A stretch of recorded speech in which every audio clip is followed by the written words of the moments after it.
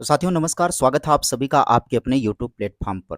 एक बार फिर से आप सुबह सवेरे अखबार उठाएंगे तो अखबार में भर्ती आ चुकी है। जी हाँ, उत्तर प्रदेश शिक्षक भर्ती को लेकर के एक बार फिर से अखबारों ने जगह दी। हमने लगातार वीडियो की है, आप पीछे जाकर के वीडियो में देखेंगे तो हमने एक बात बताया है कि एक सप्ताह से 10 दिन का अंतराल ये लोग लेते हैं। एक सप्ताह से 10 दिन के भीतर एक खबर शिक्षक भर्ती को लेकर के सकारात्मक ही चलाते हैं, क्योंकि इन्हें पता है कि यदि इस तरीके की कोई खबर नहीं चला और अक्सर जब आयोग कुछ नहीं कर पाता है या कुछ गलत कर देता है, तब ये वैकेंसी आपके सामने आ जाती है। और अखबारों में लगातार आप देख रहे हैं कि लगातार 1 हफ्ते से 10 दिन के अंतराल में एक वैकेंसी की बात की जाती है शिक्षक भर्ती को लेकर के, ताकि सकारात्मकता और उम्मीद लोगों में बनी रहे, लोग आंदोलन किसी तरीके का आयोग के सामने ना आकर के करें। अब एक बार फिर से आप देखिएगा और ये वही पत्र है वही अखबार है, कौन-सा? अमर उजाला। अब आज की खबर क्या है इसको देखिएगा। आज की खबर में देखिएगा शिक्षकों के कितने पदों की बात की जा रही है? 50,000 से अधिक पदों की बात की जा रही है। अधिक पदों पर अब नई भर्ती की तैयारी। देख लो भाई, ये मतलब लगातार नई भर्ती की तैयारी, लेकिन अभी तक कुछ नहीं हुआ है। पिछले दिनों आपको एक वीडियो किया था जिसमें अमर उजाला ने ही छापा था कि 1 सप्ताह के भीतर अधियाचन लेने का समय दिया गया है। अब यहाँ पर देखिएगा, प्राथमिक में 27,000 और अशासकीय माध्यमिक विद्यालयों में 24,000 पद खाली हैं। अभी तक ये पद 34,000 थे, अब ये पद 24,000 हो गए हैं। अभी तक यहाँ 51,000 की बात चल रही थी, अब ये 27,000 वही जो कोर्ट वाली बात है, वो आ गई है यहाँ पर। उत्तर प्रदेश शिक्षा सेवा चयन आयोग शिक्षकों के 50,000 पदों से की भर्ती की प्रक्रिया की तैयारी कर रहा है। आयोग को अब बेसिक, माध्यमिक व उच्च शिक्षा विभाग से रिक्त पदों का अधियाचन मिलने का इंतजार है। ले भाई, अभी तक इंतजार है। इसके लिए आयोग की ओर से कुछ 8 बार से अधिक जो है मीटिंग बुला चुके हैं। आयोग में 3 दिन पहले हुई बैठक में उच्च शिक्षा निदेशालय के प्रतिनिधियों ने आश्वस्त किया है कि 15 से 20 जून के भीतर असिस्टेंट प्रोफेसर के लिए रिक्त पदों का अधियाचन भेज दिया जाएगा। अशासकीय महाविद्यालयों में असिस्टेंट प्रोफेसर के 1,000 पद रिक्त हैं। आयोग के सूत्रों के अनुसार माध्यमिक शिक्षा विभाग भी अशासकीय माध्यमिक विद्यालयों में सहायक अध्यापक यानी टीजीटी व प्रवक्ता पीजीटी के रिक्त पदों का अधियाचन जून के आखिरी सप्ताह तक उपलब्ध करा देगा।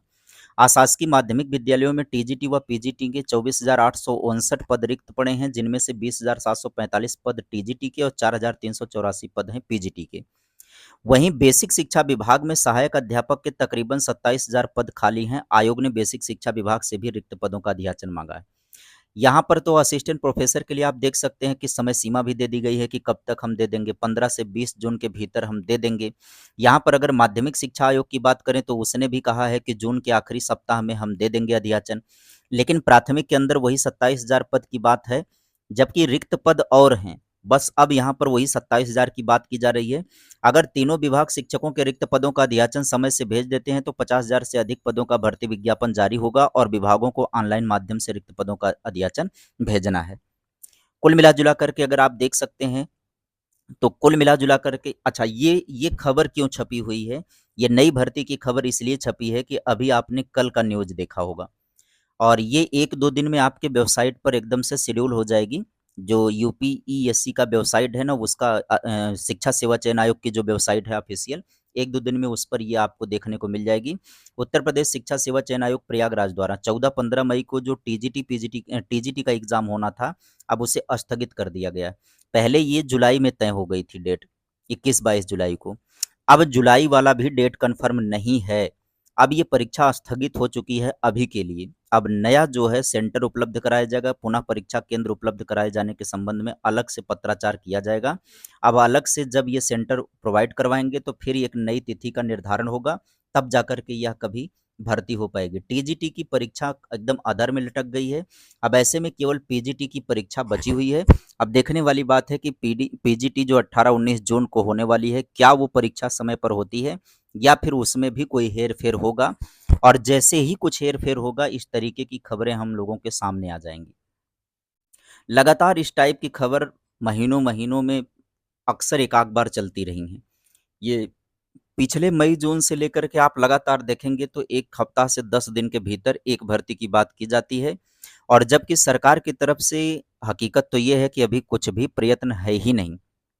अभी इधर बीच क्या था कि अभी आयोग को यूपी टेट करवाने की तरफ सोचना पड़ गया था।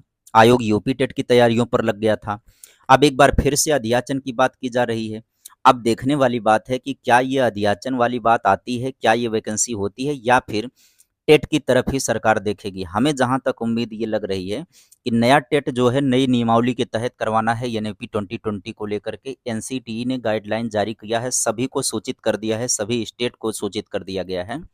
और एनसीटीई खुद सीबीएसई को भी इस बात को लेकर के जानकारी दे दिया है कि जो नया सीटेट होगा उसमें लेवल चेंज रहेंगे भाई। अब नई पॉलिसी के तहत जो है नए लेवल पर परीक्षाएं करवाई जाएंगी। वो लेवल बदल करके अब 3 हो जाएंगे। फाउंडेशनल लेवल का अलग होगा, प्रिपेटरी और मिडिल स्टेज का अलग होगा, और माध्यमिक स्तर का अलग होगा। और ये क्रमवार तरीके से सभी राज्य जो भर्ती प्रक्रिया को अंजाम देने वाले हैं सबको ये करवाना है।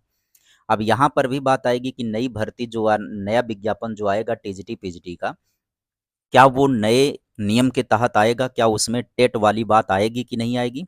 हमें तो लग रहा है कि ये उधर ही सोच रहे हैं, और ये उससे पहले नोटिस दे देंगे कि अब पात्रता परीक्षा के बगैर नहीं होगी, क्योंकि नई पॉलिसी के अधीन ये काम होगा।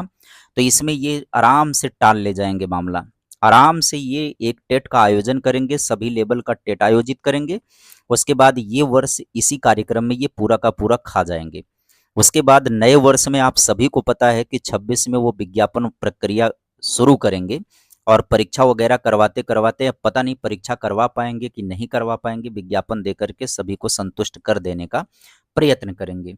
जहां तक पॉसिबिलिटी बन रही है यही, क्योंकि पहले अप्रैल माह में अध्याचन मिलने का समय 1 हफ्ते का दिया गया था, फिर अप्रैल की मीटिंग के बाद ये डिसाइड हुआ कि मई में आ जाएगा इसका अध्याचन। अब मई से जून में चला जा रहा है। अब जून के अंतिम सप्ताह तक लगभग लगभग यहाँ उच्च शिक्षा से भी और इधर माध्यमिक से भी ये अध्याचन की बात आई। और बेसिक ने तो अभी तो कुछ कहा ही नहीं कि हम कब दे देंगे अध्याचन। ये 27,000 की खबर ये अपने मन से छाप देते हैं सभी, क्योंकि वो 27,000 की भर्ती प्रक्रिया जो है, अब 69,000 का मामला जब तक अटका रहेगा ये नई भर्ती नहीं कर पाएंगे। और नई भर्ती करे बगैर ये 69,000 का मामला इनका सुलटेगा भी नहीं। ये ना तो निगल सकते हैं ना तो उगल सकते हैं, ये समस्या है। इन्हें बहुत जल्दी समझ लेना चाहिए कि 69,000 की भर्ती का मामला तभी शांत होगा जब नई भर्ती लाएंगे। किसी भी भर्ती प्रक्रिया के विवाद को समाप्त किया गया है नई भर्ती के तहत। 72,825 का विवाद खत्म हुआ, वो 68,000 की वैकेंसी के साथ, और उसके बीच में एक 23,000 वैकेंसी आई थी। उन दोनों वैकेंसी के जरिए वो विवाद समाप्त हुआ। और देखा जाए तो समाप्त भी नहीं हुआ है, वो है ही, बस उसे नज़रअंदाज किया गया है। 69,000 की वैकेंसी में जो विवाद थे, 68,000 के जो विवाद थे, वो 69,000 के आते ही समाप्त हो गए।